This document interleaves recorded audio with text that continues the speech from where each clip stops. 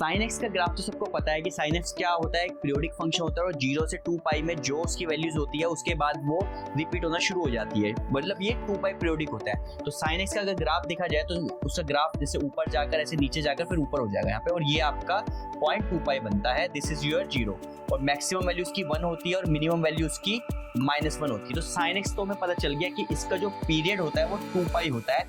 2 पाई के बाद ये फंक्शन रिपीट होना शुरू हो जाता है, मतलब कि अगर मैं साइन एक्स प्लस 2 पाई अगर मैं करूं तो मेरे को साइन एक्स ही मिलता है, ठीक है।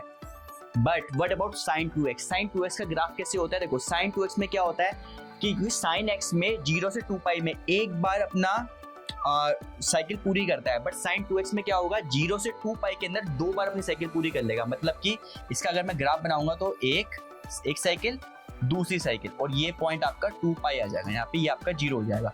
तो साइन 2x में क्या हो रहा है कि यहाँ पर पूरी की पूरी जो उसकी साइकिल है 0 से 2 पाई के अंदर 2 बार ये साइकिल कर लेता है। तो साइन 2x का पीरियड क्या होता है? तो साइन 2x का जो पीरियड होता है, देखो साइन x का पीरियड कितना होता है 2 पाई, तो साइन 2x का पीरियड होगा 2 पाई बाय 2, मतलब कि पाई, ठीक है।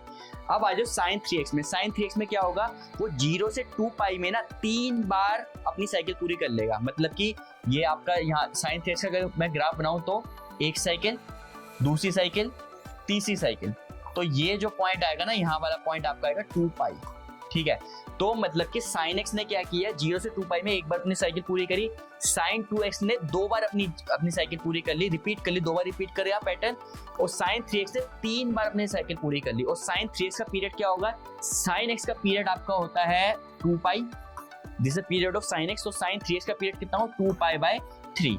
तो इन जनरल अगर मुझे साइन 5x या साइन 10x ये साइन 11x का पीरियड निकालना हो तो हमें कैसे निकालना है? तो देखो इसका एक जनरल फॉर्मूला होता है कि अगर आपके पास f एक पीरियोडिक फंक्शन है, f एक आपका पीरियोडिक फंक्शन है जिसका पीरियड t है, तो f of ax plus b plus c इसका जो पीरियड होगा, ये भी एक फंक्शन पीरियोडिक होगा, उसका जो पीरियड होगा वो होगा आपका t, जो f का पीरियड है डिवाइडेड बाय मोड a, मतलब जो a लिया उसका मोड ले लो। तो इसका मतलब कि अगर जैसे मुझे साइन 8x का पीरियड चाहिए, इसका पीरियड क्या होगा, साइन x का पीरियड कितना होगा 2 पाई डिवाइडेड मोड a मतलब 8, तो कितना हो जाएगा मुझे पाई बाय 4।